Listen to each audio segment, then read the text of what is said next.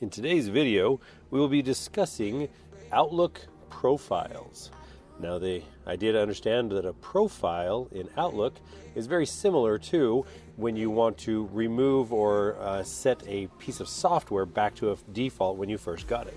So by removing the profile, that's essentially what we're doing, is removing all data. So when you open Outlook, select File up at the top. You have your email address at the top. Choose that Account Settings and Manage Profile.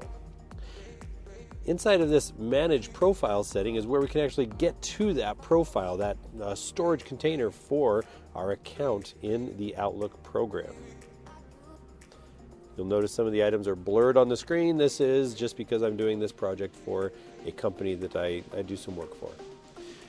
So here we have the Show Profiles option that we're going to select once we get to the Mail Setup window. And inside of there, you can see that the Outlook profile is already selected. We simply choose Remove.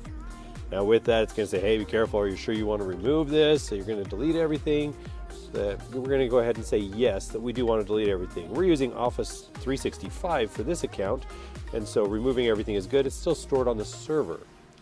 So here, we're going to choose OK, and that will complete the removal of the profile from Outlook.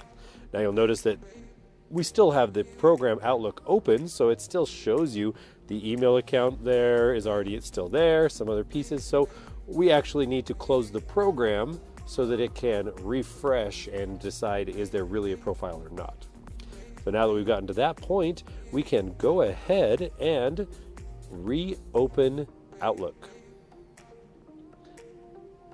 As it comes up, you can see that it's asking for a profile name. This is easy enough. We're just going to type in Outlook and choose OK. Now you're seeing that it's looking for possible accounts that may already be on the computer. These accounts are going to be email addresses that are associated with some sort of an account, and so it's looking to see what it might already find on the computer.